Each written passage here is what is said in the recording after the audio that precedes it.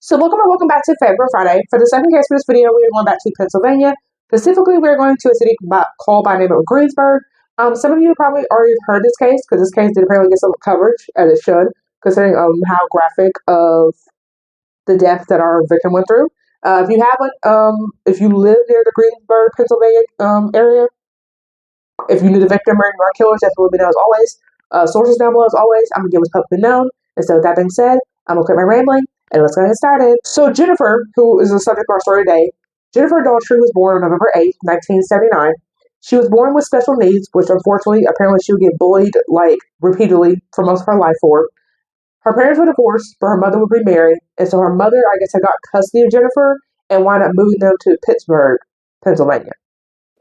So Jennifer makes it to the age of 30, and at this point, like I said, she's special needs, but she is staying at a center where apparently helps her to live more independently. Because even though again she has special needs, she wants to have some freedoms that a normal adult would have. So understandably, so at the center, she winds up meeting 17-year-old Angela, who was born July 14th, 1992, and her boyfriend at the time, who was 23, Ricky. And so Angela apparently got into an accident when she was 15 that causes permanent brain damage. Ricky apparently was born on March 6, 1986. His mother was apparently a prostitute, and his father was apparently a gang member. He would be abandoned by them when he was a baby. He apparently started using drugs and alcohol at the age of 6.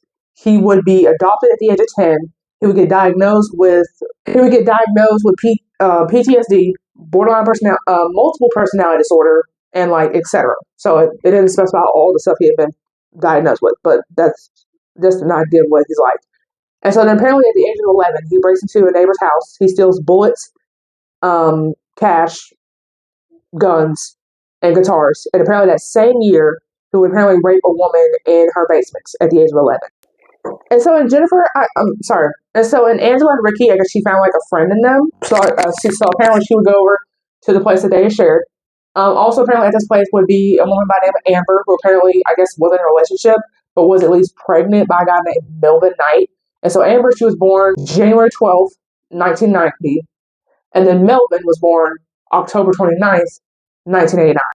So when Melvin was apparently 5, he apparently fell out of a car, and this would cause social and mental problems in his brain, because I guess he hit his brain in the wreck, in exactly say. Apparently, Angela and Melvin apparently met at a homeless shelter, and Melvin apparently went to jail at one point, didn't say for what, but apparently once he got out, he started staying with Ricky. That's why he's also living there.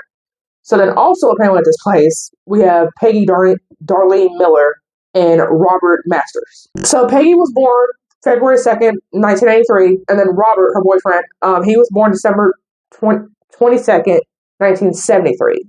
So the believed timeline of events starts basically on April 8th, where Jennifer apparently innocently tells Amber that she plans on marrying Ricky. Remember, Ricky is dating Angela.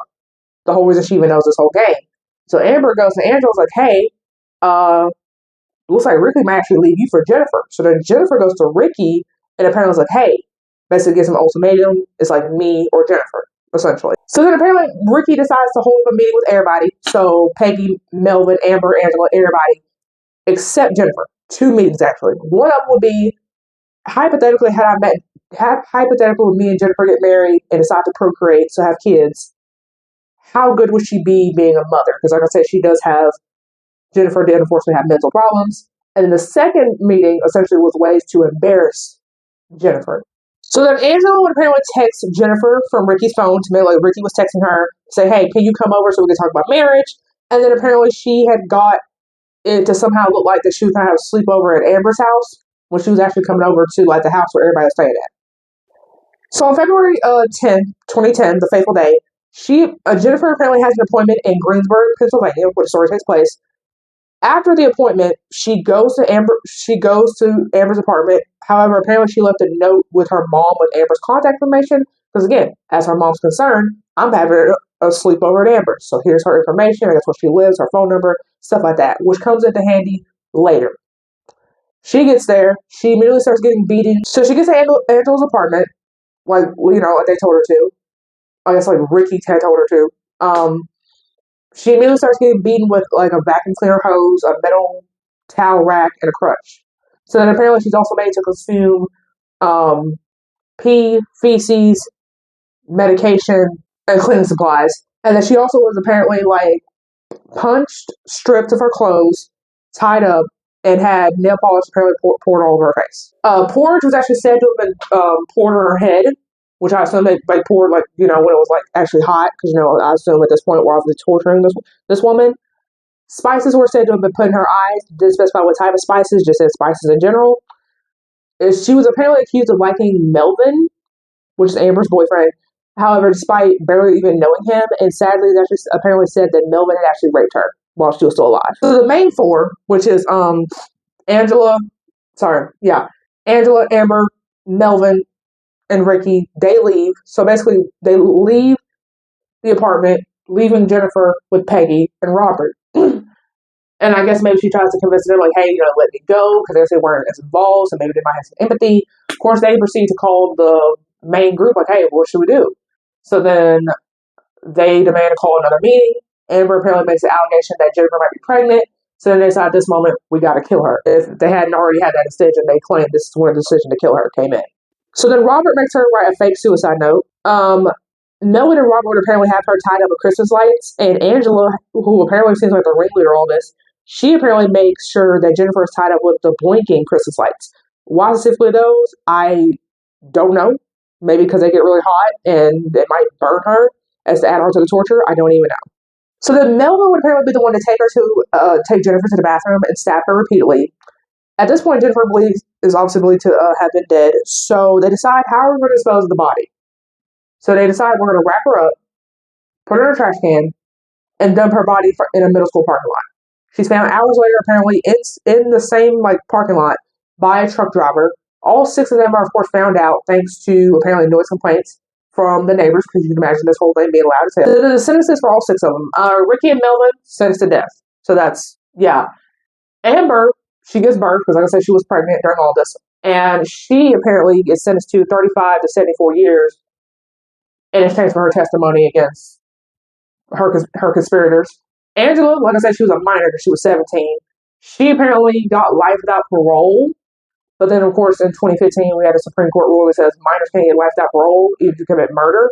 So I assume that her sentence got a little lighter because of that, because you're the only minor and everybody else is an adult. And so Peggy and Robert, they wind up actually getting sentenced to 70 years. So yeah, so Ricky and Melvin, they have the death penalty. Amber has 35 to 70 due to a plea deal. Amber has apparently life with possibility of parole, only because she was a minor. And Peggy and Robert have up to 70 years. Ricky's execution would apparently be stayed in July of 2017. So then in 2022, a whole 12 years after the murder, Angela basically gets sentenced again. Her sentence now apparently is 40 years for murder. So 40 years to life for murder, and then 20 to 40 years for conspiracy, which to be served together. So she has to serve at least 40 years. So yeah. So like I said, if you've heard of this case, if you knew Jennifer personally, let me know down below. If you knew any of the killers, definitely know down below. If you know anybody definitely who's mentally vulnerable, definitely make sure that you're watching them to the best of your ability. I know Jennifer didn't want to have an adult life, but unfortunately, there are people out there in this world, as you see, 6 of whom took advantage of Jennifer's niceness, because it said that Jennifer was actually very nice. And sadly, she's no longer here because of those 6 individuals. So with that being said, like I said, if you know any similar cases you think I should cover regarding that area, definitely know. And so with that being said, I cover fail females 3 times a week. Subscribe for fail females. I'll see you guys next one. Bye. But if I lay down and I play dead and I stay dead, then will you get bored of killing me? Then will you get bored of killing me? Then will you get bored of killing me? Then will you get bored of killing me? And will you get bored?